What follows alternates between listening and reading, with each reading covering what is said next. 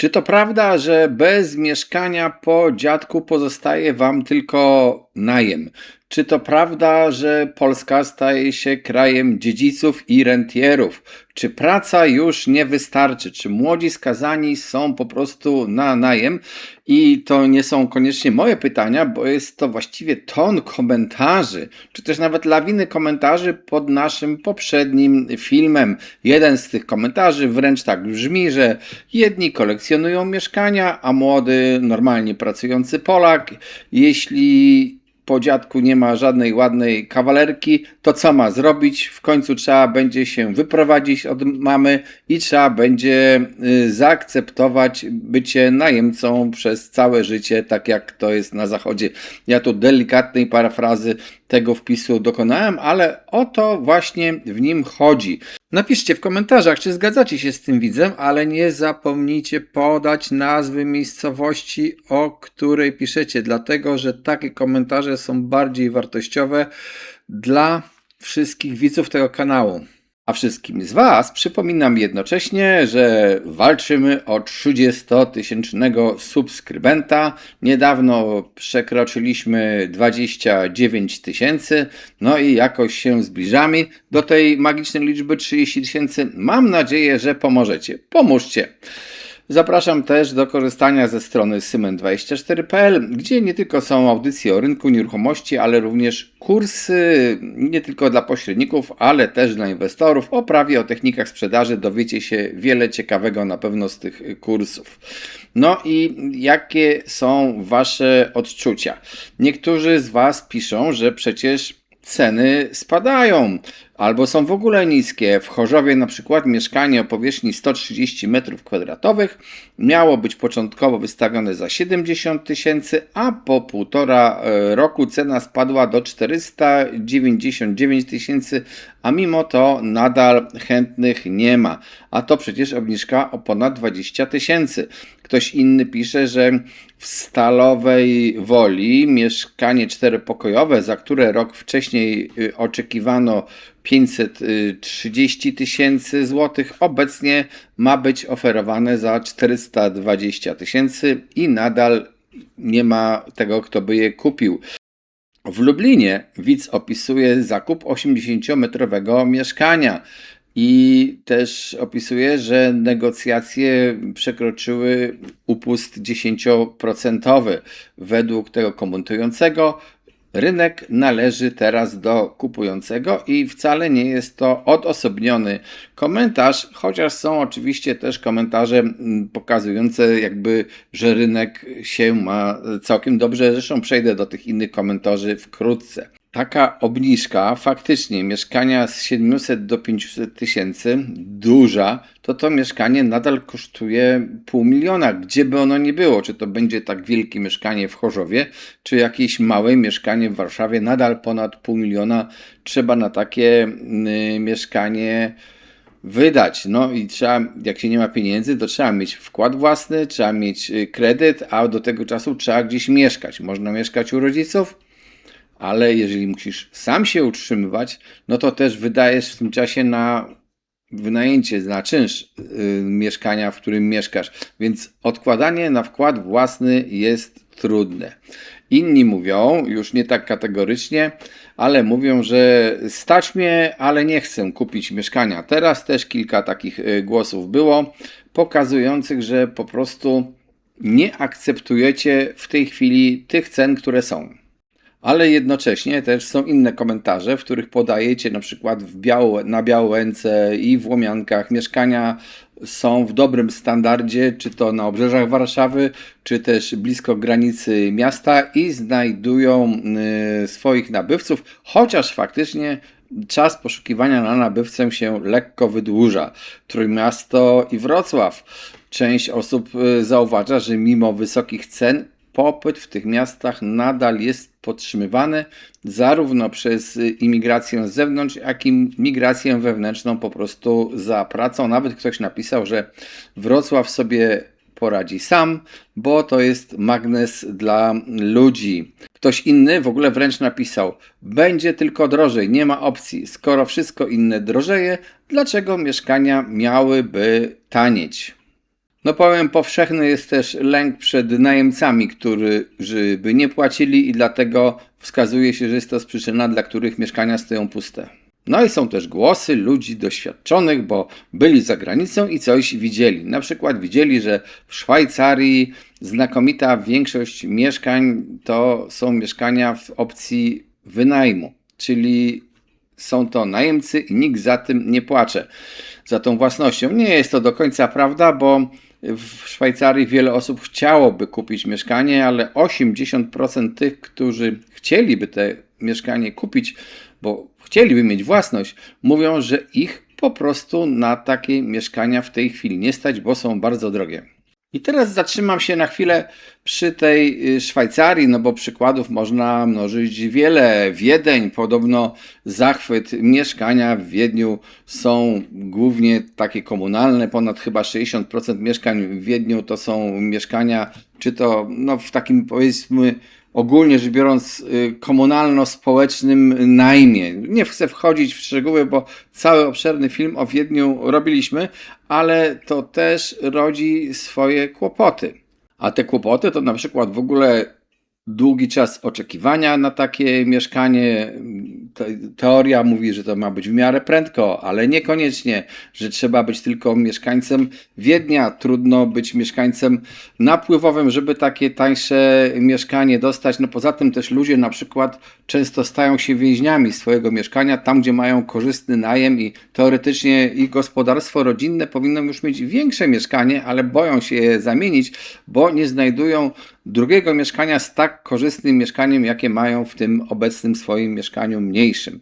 Tak więc można powiedzieć, że nie ma róży bez kolców. No i wróćmy teraz do tego głównego wątku, czyli pierwszego komentarza widza, który powiedział wręcz, że mieszkanie w tej chwili własne to jest coś, czego się nie doczeka, że jego pokolenie jest w zasadzie skazane na wieczny wynajem, że ktoś, kto nie ma mieszkania po dziadku, nie odziedziczy, to po prostu na ten rynek mieszkaniowy nie wejdzie. I powiem szczerze, że w dużej części ten widz ma rację, bo w Polsce, zresztą nie tylko w Polsce, narasta taka sytuacja, że ci, którzy zgromadzili już jakiś majątek, ich rodziny zgromadziły majątek, mają coraz łatwiej ten majątek pomnażać, a ci, których rodziny nie zgromadziły tego majątku z różnych powodów, no to mają coraz trudniej, bo w Polsce też trzeba powiedzieć, że przychody z pracy są mocniej opodatkowane niż przychody od majątku. I w zasadzie w ogóle, nie tylko w Polsce, dzieje się tak, że bogatym to jest tak naprawdę ten człowiek, który ma duży majątek z różnych powodów, na przykład z dziedziczenia, a niekoniecznie ten, który dużo zarabia, bo ten, który dużo zarabia, nawet jeżeli dużo zarabia teraz, to musi po prostu, jeżeli nie ma tego majątku, płacić za wynajem mieszkania i odkładać jednocześnie. To jest bardzo, bardzo trudne. Ten przeskok będzie zresztą z jednej grupy do drugiej coraz trudniejszy. Polska w ogóle jest trudno ją porównywać do krajów z zachodu, a szczególnie na przykład do Szwajcarii, gdzie dawno, dawno nie było żadnej wojny. Granice tego kraju są w miarę stabilne, a zupełnie co innego było w Polsce. Przecież przypomnijmy sobie, po II wojnie światowej to myśmy mniej więcej 1/3 Polski, terenów, przenieśli ze wschodu na zachód. Tam te mieszkania na tym zachodzie też nie stawały się od razu własnością tych, którzy tam mieszkają. W zasadzie można powiedzieć, że takim pierwszym pokoleniem, no nie wiem ile macie teraz lat, ale załóżmy, że wchodzicie na rynek mieszkaniowy teraz, no to pierwszym pokoleniem, które zaczęło się w Polsce dorabiać, to byli wasi dziadkowie. Ktoś niesłusznie nawet napisał, że teraz będzie wiele mieszkań, bo ci tam 60-parolatkowie, ci, którzy tak naprawdę zbudowali tą Polskę, teraz odchodzą na emeryturę. No ale jakie to ma znaczenie, skoro średnia dzisiaj życia w Polsce to jest prawie 75 lat dla mężczyzn i ponad 82 dla kobiet? Jeszcze na te mieszkania spadkowe po emerytach będziecie musieli trochę poczekać. No i trzeba powiedzieć też, że to jest to pokolenie, które w zasadzie startowało w takim momencie, kiedy wszyscy po tym socjalizmie, czy pod koniec upadającej PRL, wszyscy byli mniej więcej na jednym poziomie majątkowym, czyli mieli niewiele. Prawie wszyscy. I ci ludzie dorobili się czegoś, czasami nawet kupili swoim dzieciom, a waszym rodzicom, jeżeli jesteście młodzi, pomogli kupić mieszkania.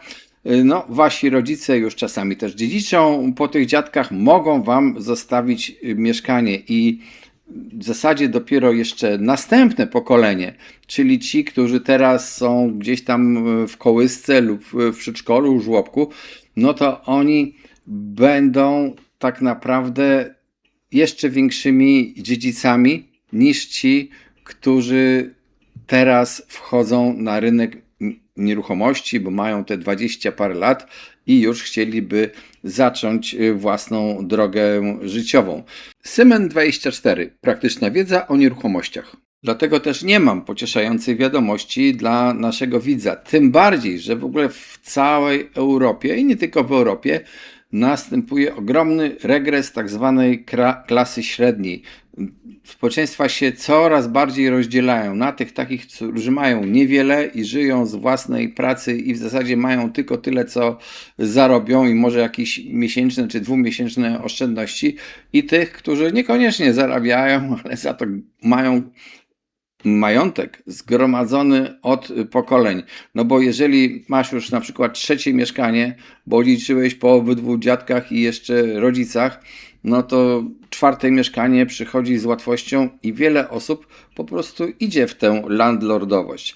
Tym bardziej zresztą, że to, co sami zauważyliście w komentarzach, polityka państwa nie sprzyja rynkowi nieruchomości, tanieniu mieszkań. I nie będę tutaj mówił o kredycie bezpiecznym 2%, bo to już jest przeszłość, ale na przykład to, że od lat wiemy, wszyscy wiedzą, że ustawa o ochronie praw lokatorów blokuje podaż mieszkań na najem na rynku, że część ludzi po prostu ze strachu, nieważne czy zasadnego czy nie, ale mają ten strach, odczuwają przed złym najemcą, nie puszcza swoich mieszkań na wynajem, co jest dla rynku szkodliwe tak naprawdę. W dodatku też, patrząc się z punktu widzenia tych, którzy nie mają majątku i nie mają miejsc, w których by chcieli mieszkać, państwo również ostatnio przynajmniej, tak jak widzimy w projekcie ustawy, wspiera najem krótkoterminowy. Ja nie będę mówił o tym, czy to jest dobrze, czy źle, powiem tylko o jednym efekcie. Najem krótkoterminowy, co by nie mówić, tak naprawdę zdejmuje część mieszkań z rynku najmu. Dyskusję jednak nad tym najmem krótkoterminowym zostawmy na inną okazję. Wracając jeszcze do naszego systemu podatkowego. Zauważcie, że przy takim opodatkowaniu na zasadach ogólnych te progi są zawsze wyznaczane w stałej kwocie. Ta kwota nigdy nie jest w jakiś sposób automatycznie rewaloryzowana i rządzący zawsze znajdują wytłumaczenie, dla którego nie należy tych progów podnosić. Przecież ten prog na 120 tysiącach to niedługo już będą przekraczali wszyscy niemalże pracujący, którzy zarabiają powyżej średniej krajowej. Dzisiaj akurat GUS ogłosił, że średnia krajowa brutto w sektorze przedsiębiorstw to jest na poziomie tam 9400 i jeszcze ileś złotych, 9000 ponad 400 złotych. Co nie jest taką prawdą, że połowa Polaków takie ma wynagrodzenia, bo mediana w Polsce jest mniej więcej o 20% niższa. to są pensje brutto, więc to nie jest to, co widzicie na swoim pasku. Ale zobaczcie, że te 9400 razy 12 to już mocno się zbliżyło do tych 120 000, które są progiem podatku wyższego. Zauważcie też, że osoby, które teoretycznie zarabiają więcej, mogą korzystać z niższych skal podatkowych, na przykład z podatku liniowego, jeśli są przedsiębiorcą. A taka różnica w tych podatkach sprawia, że ci, którzy dopiero chcą się dorobić majątku, mają trochę pod górkę, bo właśnie płacą wyższe podatki w czasie, kiedy potrzebowaliby się dorabiać. Dodam też, że niektórzy mają zupełnie inne zdanie i wieszczą koniec rentierstwa, bo piszą, że na przykład tsunami demograficzne zmiecie tych rentierów, bo na przykład w kontekście czy to Stalowej Woli, czy Bydgoszczy żadna imigracja nie uratuje rynku przed wymieraniem Polaków. Ubywa 150 000 klientów rocznie. Tak ktoś napisał. Ktoś inny napisał znowu o inwestycyjnych leszczach, czyli o osobach, którzy uwierzyli w bajki, że nieruchomości zawsze drożeją i że te osoby srogo się zawiodą, a rynek wtórny, tak zwane babcine chlewy, za 20 lat będzie bezwartościowy. No, powiem szczerze, nie do końca podzielam te poglądy, bo zwłaszcza wtedy, kiedy one są takie uogólnione, to bardzo często są nieprawdziwe. Każda z tych wypowiedzi powinna się odnosić do konkretnej miejscowości, konkretnego miejsca, konkretnej grupy. Są też tacy, pospieraliście się nawet, którzy twierdzą, że za 20 lat wielka płyta się rozpadnie, a inni twierdzą, że będzie ona jeszcze stała przez 100 lat. No ale są też osoby, które zauważają zmiany na rynku. To dotyczyć będzie Krakowa i fliperów. Ktoś napisał: ogłoszeń mieszkań babcinych na flipy czy wynajem nie brakuje w Krakowie na OLX-ie, ale jednocześnie znikają eksperci, którzy potrafią taką suterenę przerobić na chodliwy lokal. Pytanie, dlaczego ci eksperci, fliperzy znikają. No po prostu jest to teraz bardziej trochę ryzykowne zajmować się flipami. Jeden z widzów pisze wprost o Katowicach. W samym mieście i okolicznych miastach narasta tsunami mieszkań po babci z lat 70. i 80. I ten widz wręcz sugeruje, że właściciele takich mieszkań, gdyby tylko mogli, to by te lokale zamienili chętnie na obligacje, ale kupców nie ma. Ktoś napisał na przykład, że jakąś kawalerkę wynajmował nie tak dawno jeszcze za 2500 plus opłaty, a teraz wynajmuje za 2200. Ktoś inny znowu pisze, że w ogóle na przykład w Grodzisku to jest doskonałe miejsce do inwestowania, bo tam mieszkania będą rosły, bo jest to niedaleko Warszawy i tam będzie znacznie lepszy rozwój niż na przykład w Radomiu. Znowu inni widzowie ze Szczecina, czy też Lublina na przykład, piszą, że kupują za gotówkę i deklarują wręcz, że mieszkanie może stać puste. Stać ich na ten czynsz płacony do administracji, ale w każdym razie uważają, że mieszkanie będzie chronić ich kapitał przed inflacją. Inni są wręcz odwrotnego zdania i twierdzą, że to już w ogóle będzie tylko upadek, mamy górkę i będzie upadek. Ja myślę, że ani jedni, ani drudzy do końca racji nie mają. Rynek po prostu nieruchomości jest cykliczny i nie ma co podnosić się takim emocjom, że coś już upadło albo będzie wiecznie rosnąć. Jedno i drugie jest nieprawdziwe. Natomiast nadal prawdziwe jest to przekonanie z waszych wszystkich komentarzy, jak gdyby je tak zebrać razem i powiedzieć, co wy myślicie o tym rynku, to wy głównie myślicie, że ten rynek się rozwarstwia i że zgodnie z tytułem, czy też tematem głównym tego filmu, po prostu jeśli ktoś nie będzie miał mieszkania odziedziczonego, nie dostanie takiego mieszkania po dziadkach na przykład, no to będzie miał w swoim życiu znacznie trudniej do wystartowania na rynku nieruchomości. I co więcej, jeśli nic nie zmieni się w rozwoju naszego społeczeństwa, nie zmienimy prawa, to nadal będzie następowało rozwarstwienie ludności i będziemy się faktycznie coraz bardziej dzielić na tych rentierów, dziedziców i na tych, którzy, no cóż, żeby dojść do własnego mieszkania, mają drogę trudną, albo pozostaje im liczyć tylko na ten taki wieczny najem, o czym napisał widz, którego cytowałem na początku tego filmu. Przypominam jednocześnie, że walczymy o 30-tysięcznego subskrybenta. Pomóżcie. Zapraszam do wchodzenia na Symen24, gdzie jest sporo wiedzy o nieruchomościach. A Wam wszystkim życzę powodzenia i po prostu tego, żebyście mieli takie mieszkanie, jakie chcecie mieć, które Was satysfakcjonuje. Cześć, trzymajcie się. Symen24. Praktyczna wiedza o nieruchomościach.